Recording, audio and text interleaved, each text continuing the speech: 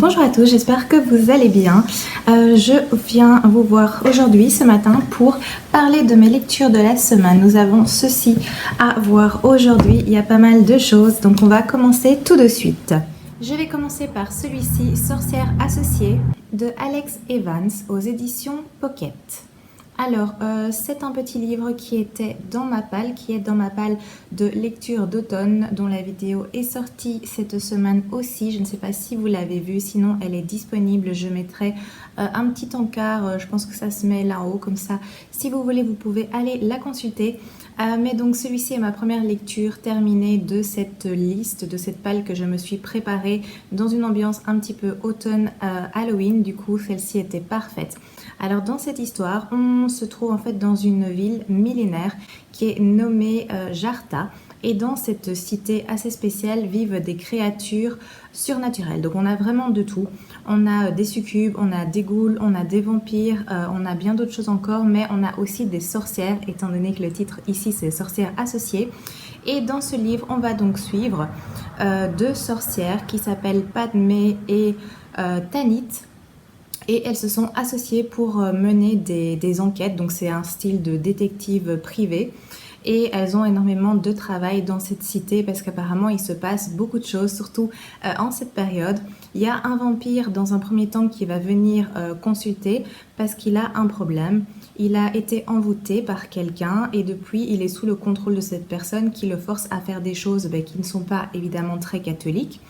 Et donc, il vient voir les sorcières pour justement qu'elles l'aident à retrouver cette personne et du coup briser l'enchantement. Le souci, c'est que cet enchantement, ce sort n'est vraiment pas à la portée de n'importe qui. C'est donc une personne très puissante qui doit être à la base de ce sort, étant donné qu'en plus, un vampire, c'est une des créatures qui est extrêmement puissante, donc on ne peut pas la mettre sous son contrôle aussi facilement. Et d'un autre côté, on a également une autre demande. Donc il y a un homme qui vient voir les sorcières parce qu'il y a des accidents étranges qui ont lieu dans son usine. Et c'est une usine assez particulière étant donné que tous les travailleurs sont des zombies. Donc c'est aussi assez étrange. Donc on a Tanit et Padmé qui vont s'occuper de ces deux affaires qui ont l'air évidemment toutes les deux bien dissociées et ça va les mener à des découvertes auxquelles elles ne s'attendaient vraiment pas du tout. C'est une histoire que j'ai trouvée originale avec un univers très riche. J'ai bien aimé me trouver dans ce monde où justement on a plein de créatures surnaturelles et où c'est également la norme, c'est assez sympa. J'ai bien aimé suivre aussi ces deux sorcières, Tanit et Padmé, qui ont des caractères complètement différents mais qui sont complémentaires toutes les deux. On en apprend aussi pas mal sur leur passé, sur leur vie actuelle. Cela apporte pas mal de profondeur à cette histoire.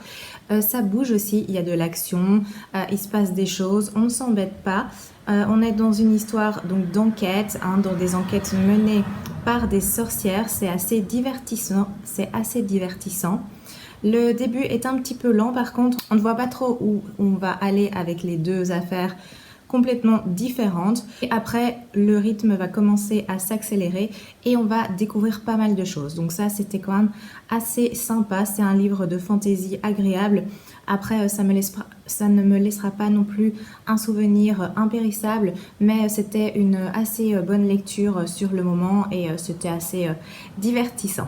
Autre lecture que j'ai faite, c'est celui-ci qui est Fable. C'est écrit par Bill Willingham et Mark Buckingham. C'est le volume 2. Alors, j'ai commencé par le volume 2, tout simplement parce que je suis tombée dessus par hasard.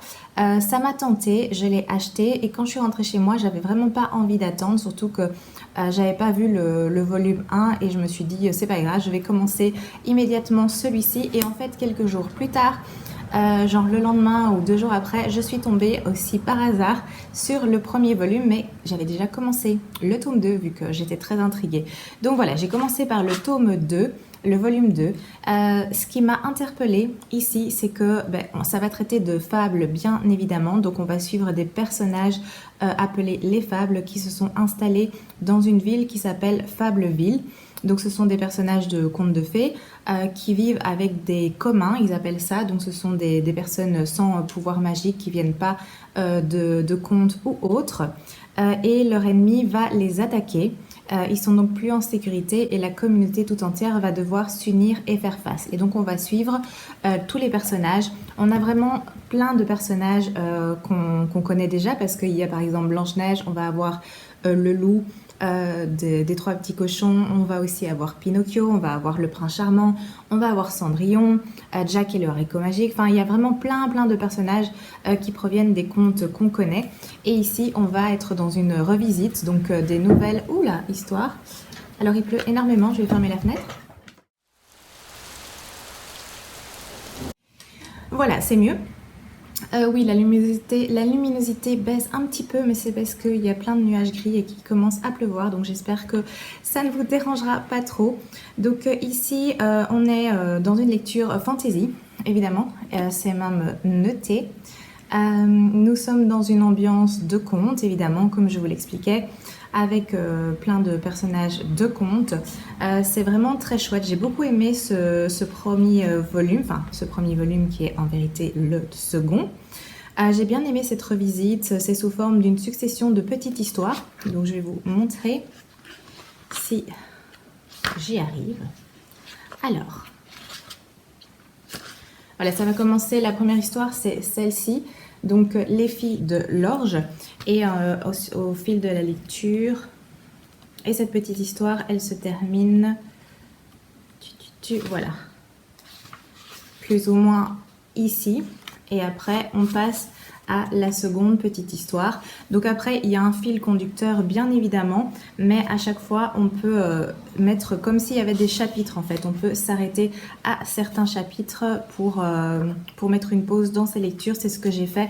Voilà, ici, par exemple, il y a encore une petite halte qui s'appelle La marche des soldats de bois, 5e partie, par exemple. Donc je ne l'ai pas lu d'une traite, moi j'ai vraiment pris mon temps, j'ai lu une ou deux petites histoires par jour et j'ai passé ma semaine comme ça à un petit peu lire, un petit peu avancer dans cette histoire. Et comme je vous l'ai dit, j'ai vraiment beaucoup apprécié. D'ailleurs, le volume 1 qui est maintenant en ma possession va sans doute pas tarder. Je crois que cette semaine-ci, je vais faire la même chose. Donc commencer à lire et piocher comme ça, lire un petit peu une ou deux petites histoires qui se suivent et avancer comme ça dans ma lecture. C'est vraiment très sympa. J'ai beaucoup aimé cet univers, j'ai beaucoup aimé cette ambiance. Par contre, il faut noter que c'est un livre pour adultes, étant donné qu'il y a quand même des bagarres, il y a de la violence. C'est des contes, mais c'est pas fait pour les enfants. Donc à mon sens, c'est vraiment une très chouette découverte. Au niveau des dessins, ils sont magnifiques, mais on se retrouve dans, voilà, c'est ce genre de dessin qui fait très conte aussi, hein, je trouve. On se retrouve bien dans l'ambiance. Voilà, c'est des plages, des planches comme ceci. Bon, là il y a des batailles par exemple, vous voyez, avec dragon, on voit clairement qu'il y a du sang, etc. Donc voilà, c'est vraiment agréable. J'ai beaucoup aimé suivre tous ces personnages. Ce qui m'a décidé à l'acheter, c'est ce qu'il y avait noté ici. Je vais vous le lire. C'est donc inspiré d'Andersen, des frères Grimm et de Walt Disney. Découvrez le quotidien de Blanche-Neige, du grand méchant loup, etc. Il y a des batailles épiques, des destins tragiques et relations intimes. C'est une fresque digne des plus grands classiques de la bande dessinée internationale. Donc moi, ça m'a vraiment parlé directement. C'est une série complète en 10 volumes. Ils mettent pour lecteurs avertis. Donc là, il y a le 1 et le 2 qui sont sortis. Je pense pas qu'il y en ait d'autres actuellement, mais il est évident que je poursuivrai parce que je trouve que c'est vraiment bien fait. C'est une autre approche des contes et moi j'ai trouvé vraiment ça mais super sympa, vraiment j'ai beaucoup accroché et je trouve que le travail au niveau des dessins et de la mise en page est vraiment superbe. Voilà, on a plein de choses comme ça avec par moments des fonds colorés, des encadrés, enfin c'est vraiment un très beau travail. Donc voilà, ça c'est une seconde lecture que j'ai faite. Lecture suivante, c'est une BD. Donc c'est Ladies with Guns, dont j'avais lu le premier tome il n'y a pas si longtemps que ça. C'est le second, donc qui est sorti ici chez Dargo. J'ai beaucoup apprécié le premier tome. Quand j'ai vu que le second était déjà disponible, je l'ai acheté et je l'ai lu immédiatement. J'ai vraiment bien aimé. Donc ici, on est dans une ambiance western. Je ne vais pas vous raconter ce qui se passe dans le second tome, bien évidemment. Mais on est clairement dans une ambiance western. On va suivre 5 femmes qui ont eu des vies différentes, qui ont des vies différentes. Et qui par le destin, tout à fait par hasard, vont se retrouver ensemble, vont s'unir pour justement pouvoir survivre, étant donné qu'elles vont avoir plein de problèmes, des problèmes évidemment par rapport aux hommes, vu que les femmes n'avaient pas grand-chose à dire à ce moment-là. Et on va un peu les suivre comme ça dans leur vie, leurs difficultés, leurs fuites aussi, elles doivent se cacher. C'est vraiment une chouette histoire, moi j'apprécie. Ici, on avance un petit peu plus dans l'histoire. On en apprend un petit peu plus sur ces femmes. C'est vraiment bien fait. Les planches sont vraiment splendides. C'est ce genre de dessin. C'est vraiment très beau. Hop. Comme ceci aussi. Donc voilà, c'est assez sympa si vous aimez, si vous avez envie d'une histoire de femmes qui s'unissent face aux difficultés de la vie dans une ambiance cowboy western, ceci pourra sans doute vous plaire. De nouveau, il y a pas mal de violence, il y a du sang, il y a des bagarres. Voilà, c'est pas à mettre entre toutes les mains, mais pour les adultes, évidemment, il n'y a aucun souci. Je passe ensuite à celui-ci qui est 200 d'écume et de glace, le second volume qui s'appelle Légende. C'est écrit par Alexiane Delis et on était aux éditions Michel Lafon. J'avais lu le premier, c'était ma lecture en cours, je crois que vous en avez un tout petit peu parlé la semaine passée. Parce que je l'avais commencé à peine. Le second est aussi très beau au niveau de la couverture. Les couvertures sont magnifiques. Ça continue comme ça sur le dos et à l'arrière. C'est vraiment splendide. Le premier, je l'avais lu en juillet, en tout cas c'était pendant l'été parce que j'avais eu envie de me lancer dedans le temps qu'il fasse beau, vu qu'il y avait la mer et tout ça, ambiance coquillage, ça parlait pas mal. Du coup, j'ai eu envie de continuer de poursuivre celui-ci, surtout que c'est une trilogie et que le troisième tome, si je me souviens bien, sortira en novembre. Je vais vérifier ça et je vous mettrai sans doute la date ici en bas si je la trouve, si je m'en souviens. Mais du coup, je me suis dit que j'allais avancer. Alors, ce qui est vraiment super, premier point vraiment top, c'est qu'on a tout d'abord un résumé du premier tome. Donc ça, c'est génial. Ça veut dire que même si vous laissez passer un petit peu de temps entre le 1 et le 2, vous pouvez un petit peu vous rafraîchir la mémoire. Moi, c'est ce que j'ai fait. Même si je me souvenais assez bien de l'histoire, c'est toujours bien de pouvoir avoir un petit résumé comme ça qui vous rappelle les grandes bases de l'histoire. Donc ici, c'est un second tome. Je ne vais pas vous en parler des masses, mais on va toujours suivre le personnage de Perséphone. Perséphone qui, dans le premier livre, était une jeune fille qui avait une vie compliquée étant donné qu'elle était malade et qu'elle était condamnée à mourir, mais son père l'a envoyée dans le Finistère chez une de ses tantes qu'elle connaissait quasiment pas. Et avec le contact de la mère, il s'est passé quelque chose, elle a subi une métamorphose, une transformation et elle a appris plein de choses sur son passé et sur son destin. Donc ici, elle est dans une sorte de quête et elle continue cette quête dans le second tome. Et dans le troisième tome, j'ai hâte de savoir comment tout cela finira. J'ai bien apprécié ce second tome, on est dans la même veine que le premier.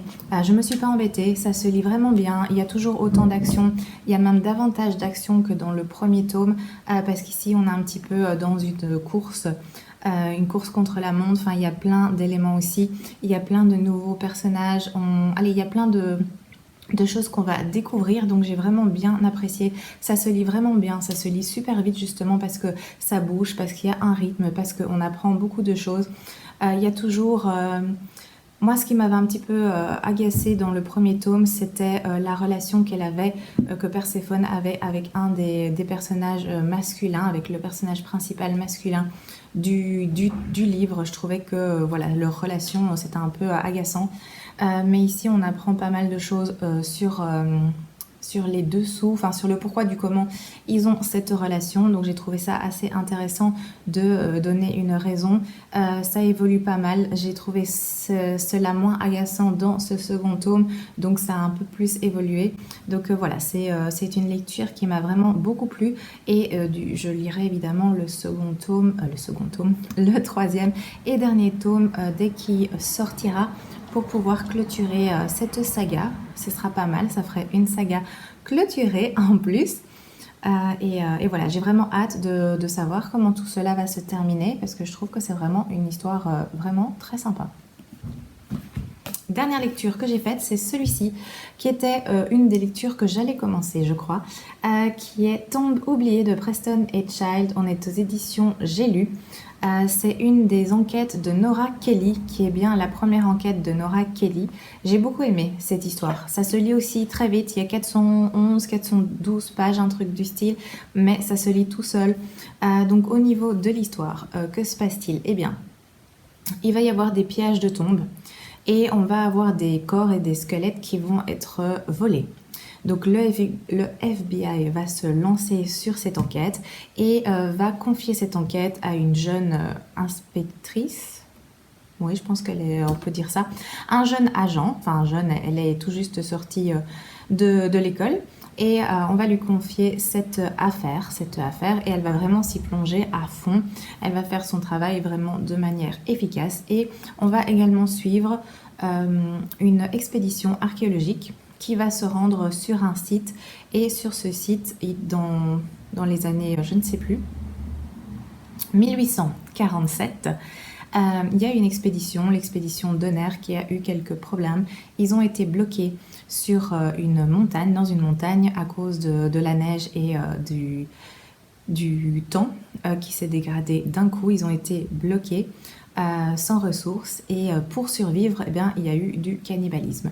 Donc il y a une expédition archéologique qui va être envoyée sur place pour étudier ce qui s'est passé exactement, mais surtout parce qu'apparemment il y avait un trésor qui accompagnait l'expédition Donner, et ce trésor n'a jamais été retrouvé. Donc on va suivre Nora Kelly, qui est archéologue et qui va se rendre sur ce site pour fouiller un petit peu et faire son travail d'archéologue dans un premier temps, mais aussi essayer de retrouver ce fameux trésor. Et de l'autre côté, on a l'agente du FBI qui essaye de savoir pourquoi on vole certains squelettes, des squelettes récents, des squelettes moins récents. Et évidemment, ces deux affaires vont se relier.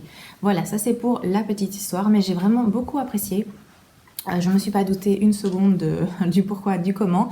Le lien entre les deux affaires, on le comprend assez vite, mais la raison vraiment derrière le vol et tout ça, c'est extrêmement flou.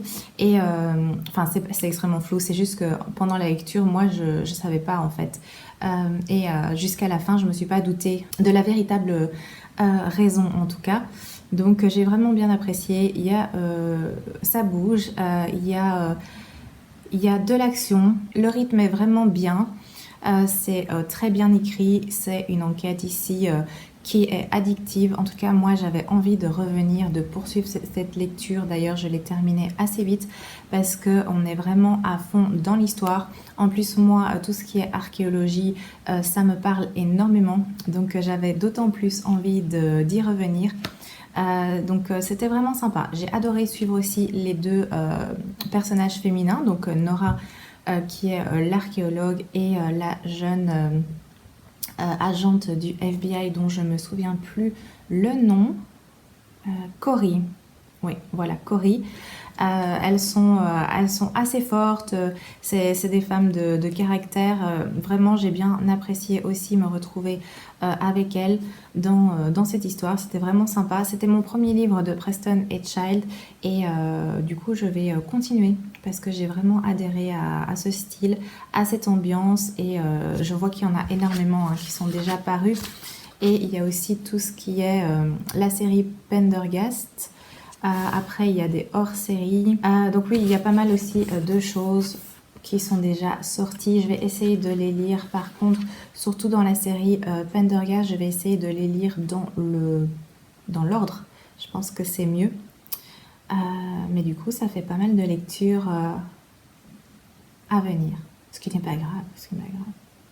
Donc voilà, très très chouette lecture, très très bon. J'ai adoré le style, l'ambiance, les surprises, le dénouement final, c'était vraiment excellent. Voilà pour mes lectures que j'ai faites cette semaine. Maintenant, je vais vous parler un tout petit peu des lectures qui sont en cours. Premièrement, il y a celui-ci. Je pense que vous l'avez déjà vu aussi dans la vidéo précédente, qui est Miséricorde de Adler Olsen. On est aux éditions Le Livre de Poche. Je suis plus ou moins presque à la moitié. J'aime vraiment bien. C'est une histoire où il y a on va suivre d'un côté une jeune femme qui se retrouve tout d'un coup enfermée dans une cave. Elle est maintenue là par des personnes qu'elle ne voit pas, donc elle s'interroge, elle ne sait pas du tout pourquoi elle est là, pourquoi elle est détenue. Et d'un autre côté, on va suivre un policier qui s'appelle Karl Mork, qui va diriger, donc qui est nommé pour diriger un nouveau département qui est le département V. Et en fait, il va devoir s'occuper des affaires qui n'ont pas été résolues.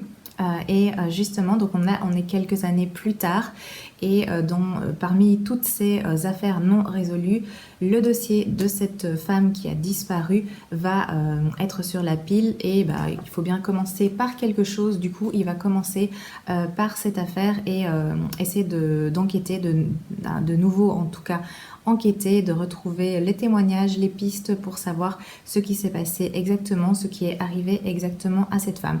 Donc on est sur deux temporalités. On va suivre d'un côté le calvaire de la femme qui a été enlevée et en même temps on est dans quelques années après où ce policier reprend cette affaire et refait en fait tout le travail de recherche pour essayer de clôturer en fait. On ne sait toujours pas si cette femme elle est toujours en vie, elle est morte. En tout cas là on pense que c'était un suicide, on pense que cette femme s'est suicidée, mais étant donné qu'il y a pas mal de choses étranges et qu'on n'a pas le fin mot de l'histoire, eh bien il continue à chercher. Donc j'apprécie, franchement c'est une chouette lecture pour le moment. J'aime vraiment bien, ça se lit bien, c'est fluide, c'est addictif, c'est bien écrit, donc très bon plan. Seconde lecture, j'ai à peine commencé, c'est celui-ci qui est inconditionnel de Marlène Charine aux éditions Le Livre de Poche. Je pense que j'ai lu le prologue. Oui, c'est ça, le prologue. Je vous en avais parlé parce que c'est une des lectures évidemment de ma palle d'automne. Maintenant, je pioche dans ma palle d'automne, donc tout ce que vous allez voir dans les prochaines semaines, ça viendra principalement de cette palle d'automne. Je n'ai pas encore commencé vraiment, du coup, je vous en parlerai la semaine prochaine quand j'aurai avancé. À mon avis, ça va se lire assez vite, on verra. Et dernière chose que j'ai commencé, c'est celui-ci, c'est Ce que murmure le vent. C'est écrit par Amy Armand, on est aux éditions Charleston. J'ai lu presque une centaine de pages, oui je suis à 81 pages et j'aime bien. D'après ce que j'en ai entendu, c'est un peu style Outlander. Donc Outlander, moi j'ai lu tous les livres, les 12 qui sont des pavés énormes et j'ai vraiment accroché. J'ai adoré cette histoire, vraiment j'étais à fond dedans. Ici, d'après les échos que j'en ai eu, c'était aussi la même ambiance, donc une personne qui va se retrouver plongée d'une façon ou d'une autre dans le passé. On va se retrouver dans une ambiance Irlande, je pense. Et voilà, il va y avoir cette notion de retour dans le passé, retour à une autre époque et voir un petit peu comment ça va se passer. J'aime bien, pour l'instant j'aime bien. J'ai pas beaucoup lu, hein. Le personnage principal n'a pas encore fait de bon dans le passé, mais en tout cas j'ai hâte de découvrir. La plume est très très agréable, c'est fluide, ça se lit bien. Voilà, il y a quoi, un peu moins de 500 pages je pense.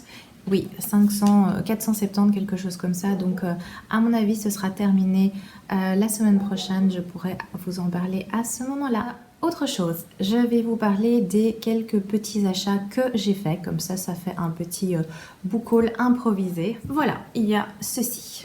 Donc, j'ai craqué pour Les Loups Dorés des éditions de Saxus. Ici, on est à Paris. On est au moment où l'Expo universelle se tient. Il me tentait beaucoup depuis qu'il est sorti. La couverture est magnifique évidemment, c'est souvent le cas pour les éditions de Saxus. J'ai vraiment hâte de découvrir. J'ai pas voulu lire ce qui se passe au dos. Si vous voulez, vous pouvez regarder et voir un petit peu ce qui se passe dans cette histoire. Moi j'ai vraiment envie de me garder la découverte, la surprise et j'ai vraiment hâte de le lire. Je sais pas quand je vais le lire. Étant donné qu'il n'est pas dans ma palle d'automne pour septembre-octobre. Après, comme je l'explique dans cette vidéo, je ne vais pas m'empêcher non plus de faire des lectures qui me font envie. Donc à première vue, il n'est pas prévu pour tout de suite, mais rien n'est moins sûr, on ne sait jamais. Autre livre, j'ai craqué pour celui-ci. Bien évidemment. Donc Seul un monstre de Vanessa Len, on est aux éditions Lumen, c'est le premier volume. J'avais vraiment hâte, le livre est magnifique, regardez comme c'est beau. Il me faisait très envie, j'en avais entendu parler évidemment. Comme quasiment tout le monde, je pense, ce livre est vraiment passé un peu partout et voilà, il me faisait énormément envie. Ça, je l'ai mis dans ma palle automne, donc septembre-octobre, parce que je trouve que ça faisait assez Halloween avec la couverture un petit peu angoissante. Évidemment, il y a l'aspect monstre aussi. Je trouve qu'il était parfaitement pour le thème. Du coup, je suis assez contente parce que je vais pouvoir le lire assez vite. Autre, c'est celui-ci qui est Bélazar de Jérôme Chantreau. On est aux éditions ici J'ai lu. Je n'ai encore jamais vu passer ce livre, mais ça m'a interpellée quand je l'ai vu dans le magasin. On va être ici, à mon avis, donc ce sera une enquête policière avec pas mal d'énigmes, de jeux de pistes. C'était noté ici, un jeu de pistes digne d'Alice au Pays des Merveilles. Donc moi, ça m'a interpellée. Je pense que ça peut être très sympa et j'ai hâte de découvrir. La couverture aussi, elle est intrigante avec cet énorme labyrinthe, avec justement un lapin ici en haut. Ici, on a un héron ou un ibis, je ne sais pas trop. Mais donc voilà, ça m'avait interpellée et voilà, je me suis décidée à le prendre. Je découvrirai ça, je ne sais pas quand. Autre livre, c'est celui-ci qui est La malédiction de Satapur de Sujata Massey. On est aux éditions Charleston Poche. J'en ai entendu parler quand il est sorti, donc c'est des genre de cosy mystery qui se passe en Inde et j'avais hâte de découvrir. Je pense que ça peut être très sympa. Moi j'aime bien les cosy mystery. Évidemment j'ai lu très peu de livres qui se passent en Inde. Ici on sera en 1921 en plus, donc à une autre époque. J'ai trouvé ça assez intéressant, ça m'intrigue, donc j'ai hâte de découvrir également, mais je ne sais pas quand je le découvrirai parce que ça fait pas très automnal là, on est d'accord. J'ai bien évidemment craqué pour celui-ci, Le retour à la Villa Ozitov de Anna Jacobs aux éditions 10-18. J'ai beaucoup aimé cette saga, elle est toujours en train de continuer, étant donné qu'ici c'est le tome 4, mais j'avais énormément aimé le 1, le 2 et le 3. Je les ai lus presque à la suite, en tout cas le 1 et le 2 se sont suivis. Quand le 3 est sorti, je l'ai lu en poche parce que je les prends en poche. Quand le 3 est sorti en poche, je l'ai lu tout de suite. Et ici, quand j'ai vu que celui-ci était dispo, j'ai sauté dessus. Par contre, la couverture, on est d'accord, ça fait pas automnal, ça fait pas du tout hivernal. Ça fait vraiment début printemps. Oui, ça fait printemps. Mais je sais pas si je vais tenir en fait jusqu'au printemps avant de pouvoir continuer cette histoire. Je verrai. Évidemment, voilà. Fable, le volume 1, je l'ai pris comme je vous l'avais dit au début de la vidéo et je vais le commencer cette semaine-ci parce que voilà, ça m'a bien, j'ai bien été emportée dans la première, dans le volume 2 et du coup je vais me lancer dans celui-ci. On passe au BD, j'en ai pris deux. Il y a celle-ci qui est Hercule Poirot de Agatha Christie. Je savais pas, je me suis mis un coup sur les lèvres avec. Je savais pas du tout qu'il y avait des BD Agatha Christie, donc avec le personnage d'Hercule Poirot. Donc je suis super contente. Il y avait celui-ci uniquement de disponible, donc j'ai pris, c'est Poirot joue le jeu. En plus c'est un que je n'ai pas encore lu en roman et que je n'ai même pas dans ma palle, du coup ça tombe bien. Je vois ici que dans la même collection, il y en a d'autres qui sont sortis. Donc il y a par exemple ABC contre Poirot, on a le crime de l'Orient Express, on a le crime du Golfe, Dame en 3 actes, Poirot joue le jeu, Mort sur le Nil, bref, il y en a pas mal qui sont déjà sortis. Donc je vais voir si j'apprécie l'histoire en BD. Et je vais peut-être alors du coup commencer cette série BD avec Hercule Poirot, parce que Hercule Poirot c'est vraiment un personnage que j'aime beaucoup, je le préfère à Miss Marple. Après j'ai pas encore lu non plus des tonnes de Agatha Christie, je connais pas encore tous les personnages, mais Hercule Poirot j'aime vraiment beaucoup. Quand c'est lui qui entre en scène, en général je me décide à acheter un livre pour pouvoir le découvrir. Donc voilà, j'ai vraiment hâte de voir ce que ça peut donner en BD. Et une autre BD que j'ai prise, c'est celui-ci qui est la bibliothécaire d'Auschwitz. On est ici aux éditions Rue de Sèvres et c'est écrit par Salva Rubio et par Loreto Aroca. Donc voilà, je suis tombée également dessus par hasard, je ne savais pas qu'il était sorti, même qu'il était prévu, mais j'ai eu envie de le lire. Si je ne me trompe pas, c'est à la base un livre, un roman qui a été adapté en BD. Le roman est très bien apparemment, moi je ne l'ai pas lu, mais ma sœur est occupée à lire quasiment tous les livres qui sont disponibles, qui parlent de cette thématique, de cette période, et il me semble bien qu'elle l'a lu et qu'elle a beaucoup aimé. Donc j'ai eu envie de découvrir cette histoire par le biais d'une BD. Je pense que ça peut être sympa aussi de le découvrir de cette façon-là, et voilà, j'ai hâte aussi de m'y mettre. À mon avis, il n'est pas prévu pour ma palle d'automne, mais je pense que je vais quand même l'inclure. Parce que voilà, déjà c'est une BD, donc ça se lit plus vite qu'un roman, et cette histoire m'interpelle, m'intrigue, j'ai envie de découvrir. Donc voici. Voilà, c'est tout pour mes récents achats. Je vous remercie d'avoir regardé cette vidéo jusqu'au bout. J'espère que ça vous a plu. J'espère que ça vous a donné des idées de lecture. Comme toujours, n'hésitez pas à me laisser un petit commentaire, me laisser un petit pouce et vous abonner si ce n'est pas encore fait. Ça me ferait vraiment énormément plaisir. Sinon, je vous souhaite évidemment un très très beau week-end, une belle semaine ensuite, que tout se passe bien pour vous et à très bientôt.